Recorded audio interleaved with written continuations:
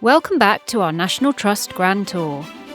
Today we're in the Hampshire countryside just outside Basingstoke at the Vyne, a house whose story spans more than 5 centuries.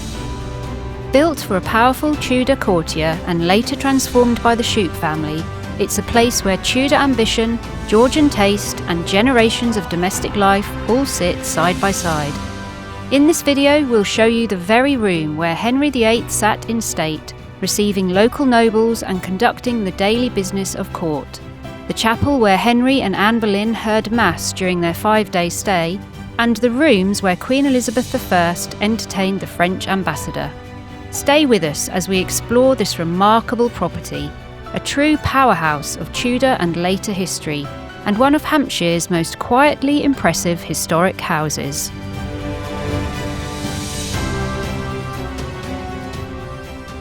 At first sight, the Vyne appears to be a classical country house, but beneath the 17th and 18th century facades lies a much older Tudor core.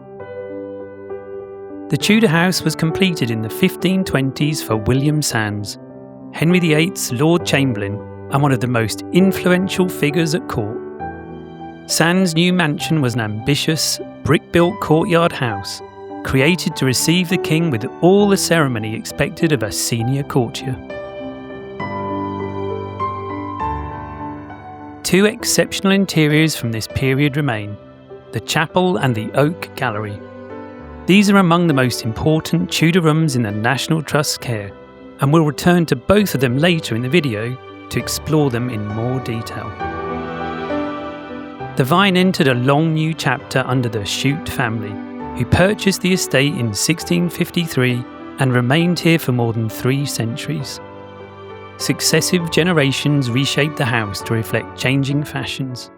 They introduced classical facades, altered the internal layout, and redesigned the surrounding landscape, transforming the Tudor mansion into the elegant country house we see today. The south front retains much of its early character with beautiful diamond brick patterns or diaper work hinting at the house's Tudor origins. The surviving Tudor brickwork is particularly significant. It's among the earliest high-status brick architecture in Hampshire, reflecting the growing fashion for brick during Henry VIII's reign. The north front, by contrast, was more extensively remodelled in the mid-17th century by Challoner Shute, who transformed the Tudor entrance into a classical symmetrical facade. The most striking addition is the large Corinthian portico, the earliest of its kind on any English country house. To complete the composition, Shute added a square tower at the northwest corner to balance the existing Tudor tower on the east, creating a harmonious and imposing frontage that would once have formed the principal approach to the Vyne.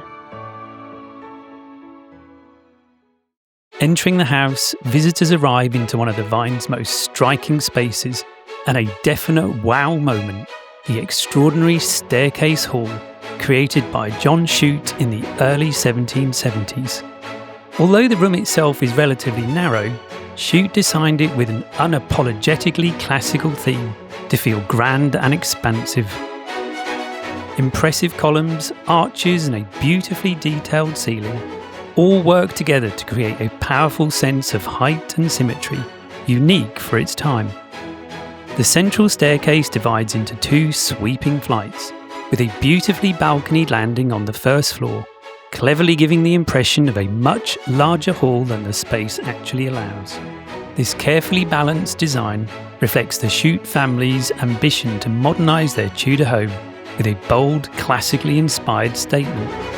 The staircase hall provides a central focus that connects and gives access to the principal rooms on both sides of the house. The large drawing room was undergoing conservation during our visit, so we weren't able to see it at its best. Even so, it's always fascinating to witness the level of care involved in this important work and to see how the house's most delicate objects are protected and preserved. Nearby is a small anteroom, now used to display some of the Vyne's most significant pieces. Among them is an 18th century Italian ebony casket, purchased in Florence by John Shute, the youngest of 10 children who never expected to inherit the estate. During his grand tour, he also acquired a set of Venetian Latimo glass plates, rare survivors of their period. The Stone Gallery is a cool, elegant space lined with classical busts and antiquities, reflecting the Shutes family's interest in classical art. By 1754, the gallery had taken on a more practical role as a winter greenhouse, with orange trees moved here during the colder months. In the 1840s, William Wiggott Shute added heating pipes, still visible today, to improve growing conditions, though his 11 children later repurposed the space as a playroom. A charming watercolour of the gallery from 1877 shows the space strewn with toys and games. This is a room with a wonderfully layered history, shaped by changing needs and generations of family life. Before heading upstairs, we move through 2 final ground floor rooms. The first is the Strawberry Parlour, a small wood-panelled space used as a study by William Wiggott Shute in the 1800s. It sits remarkably close to the Stone Gallery where his children played, a choice that certainly raises questions about how peaceful his working environment really was. Next door is the Print Room, a fascinating reminder of an 18th century decorating craze among the English aristocracy. It became fashionable to take black and white prints and paste them directly onto the walls. Here, the prints are set out in an informal, asymmetrical style and framed with printed borders designed to mimic real picture frames. Most depict classical ruins, Italian landscapes, and portraits. Directly above these rooms, on the first floor, are the gallery bedroom and the south bedroom. Both are charming spaces that are currently furnished to reflect how they would have looked during Wiggott Shute's ownership in the mid-19th century. The wallpaper may appear surprisingly modern, but it's based on an original Victorian design and wouldn't look out of place in a 21st century home today. Together, these rooms offer a glimpse into how the Shute family lived day to day, beyond the grand public rooms downstairs. Did you spot the charming crocheted figures of Elizabeth Bennet and Mr. Darcy? Jane Austen grew up in nearby Steventon and was known to visit William and Eliza Shute at the Vyne. And now we reach a highlight of the Vyne, the Oak Gallery. This room is one of the oldest and most extraordinary parts of the house. A 25-metre-long Tudor gallery lined from floor to ceiling with more than 400 finely carved heraldic panels. Created in around 1519 for William Sands, it was designed to showcase his status and his powerful connections at court. Henry VIII visited the Vyne 3 times between 1509 and 1535, accompanied first by Catherine of Aragon and later Anne Boleyn. Sands was a staunch supporter of Catherine, and her emblem, the pomegranate, appears 49 times in the carvings. The panels also include symbols linked to some of the most influential figures of the Tudor world, including Henry VIII himself and Cardinal Wolsey. It's humbling to realise that some of these Tudor heavyweights stood in this very space 500 years ago. Once seen by everyone from royal visitors to tenants paying their dues, the Oak Gallery was always intended to make a statement, and it still does. Moving on from the Oak Gallery, our next stop is the Tapestry Room. The tapestries that line the walls were originally commissioned around 300 years ago for a much larger room, but in the 1840s William Wiggott Shute cut and refitted them to suit this more intimate space.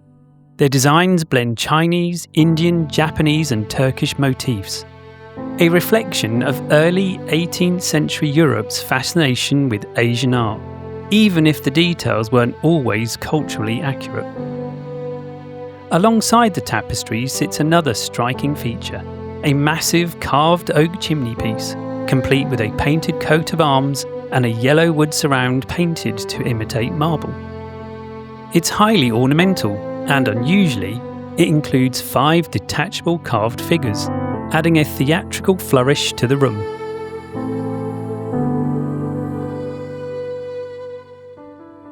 From the Tapestry Room, we reach the library, a space created by William Wiget Shute in the 1840s. No formal library existed here before this point, so Shute effectively built it from scratch. And he did so with remarkable ingenuity. Much of the dark wooden panelling and ceiling timber is upcycled, and the shelves are decorated with carved fragments taken from the Shute family pew in the local church. The collection itself is impressive, around 3,600 volumes, covering everything from theology and history to languages and literature. Among the novels are early editions of Jane Austen, with the oldest book in the room being a 15th century Book of Hours, written in Dutch and possibly originating from Delft. The room is lined with large family portraits and centred around a white marble fireplace, while busts of writers such as Homer and Shakespeare look down from the tops of the bookcases. Back out onto the first floor landing, we get another wonderful view of the staircase hall. If you look closely, you might notice that the marble bust of Mary, Queen of Scots, looks noticeably whiter than the others. During the Second World War, when the Vyne housed evacuees from the Tormore Prep School, a group of mischievous boys decided to deface her and were promptly made to polish off their handiwork by the matron, leaving Mary with a rather brighter complexion than the other busts in the house. Moving downstairs into the saloon, we're in a room transformed by John Shute in the mid-18th century. He added elegant wood panelling and gilded wall bosses designed to catch and reflect candlelight. He furnished it as a fashionable sitting room, complete with card tables and a sofa. Later, in Victorian times, William Wiget Shute raised the ceiling and adapted the room again, turning it into a well-used family space.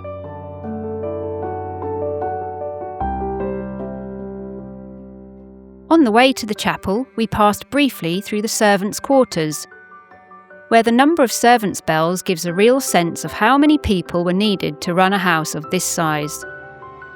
We counted 21 bells, including one for the front door.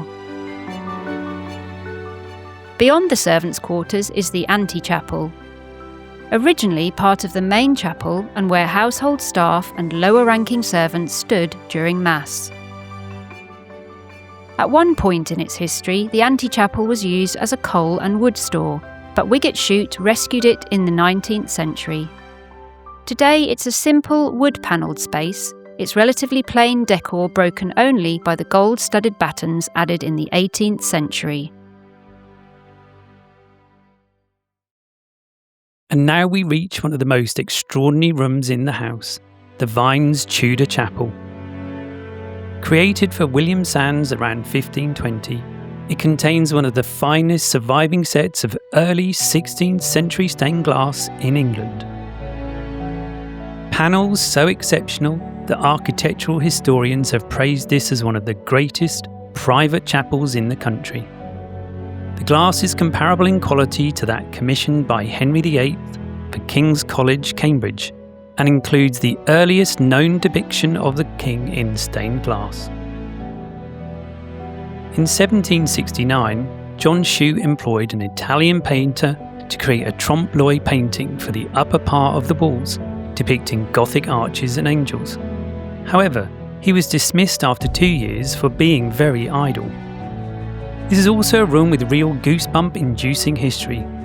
In October 1535, Henry VIII and Anne Boleyn were right here, hearing Mass together during their 5-day stay at the Vyne, just months before Anne's downfall.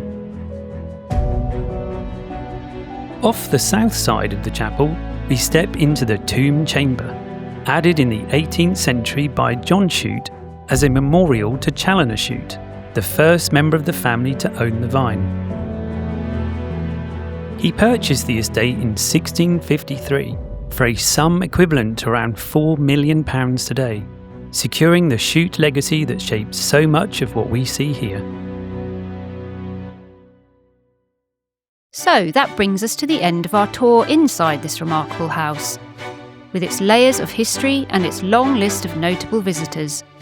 But don't go anywhere, the gardens are just as lovely and there's plenty more to explore outside.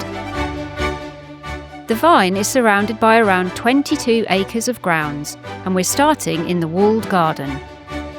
Created in the mid-1700s by John Shute, it once supplied the household with fruit, vegetables and cut flowers. Today, the produce grown here finds its way into the cafe or is sold directly to visitors. We were lucky enough to visit right in the middle of dahlia season, when the borders explode into a full rainbow of colour, an absolute treat. On the north side of the house lies the Vyne's lake, which likely began life as a series of Tudor fish ponds before being enlarged into the expanse we see today. It's now big enough to be officially classified as a reservoir, though the resident swans seem far more interested in posing for the camera than in the lake's credentials. One of the real gems in the grounds at the Vyne is the Summerhouse. Once one of a matching pair, it's considered one of the earliest and finest brick garden buildings in the National Trust's care. Built for Elizabeth, 5th Baroness Sands, its roof timbers have been dated to 1632, giving it a remarkable pedigree. Originally, the Summerhouse was the setting for the final course of a meal, and by the 18th century it had become the perfect spot for enjoying the newly fashionable and very expensive drink of tea. As tastes changed, its fortunes dipped, and it was eventually used as a pigeon house. In 1959, the upper floor was removed, though you can still see traces of it in the brickwork.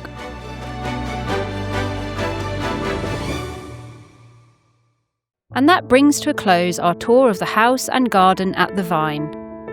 So let us give you a few tips to help you make the most of your visit.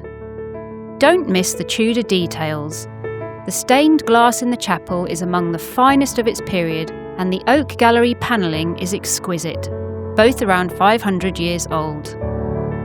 Time your visit to see the wonderful dahlia border. Mid-August through to September is the best time to appreciate the display. Stop for some refreshment in the old brewhouse. Not all tea rooms are in such a beautiful building as this.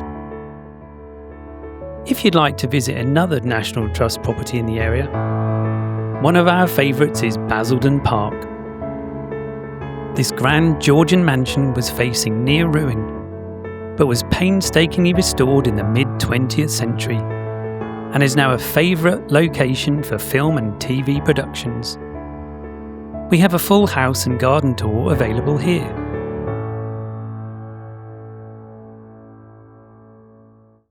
And that brings us to the end of our tour of the Vyne. A fascinating and richly layered house. Here's why we think you should visit. The Vyne is a house of quiet significance, a place where Tudor ambition, Georgian refinement and centuries of family life come together in a single coherent story. From its nationally important stained glass, to its atmospheric interiors and peaceful grounds, it offers a rich and rewarding experience for anyone interested in English history. Whether you're drawn to Tudor architecture, Georgian design, or simply the pleasure of exploring a house shaped by generations, the Vyne is a place that stays with you long after your visit. Thanks for watching. If you've enjoyed this video, we'd love you to like, comment and subscribe. And join us again for the next stop on our National Trust Grand Tour.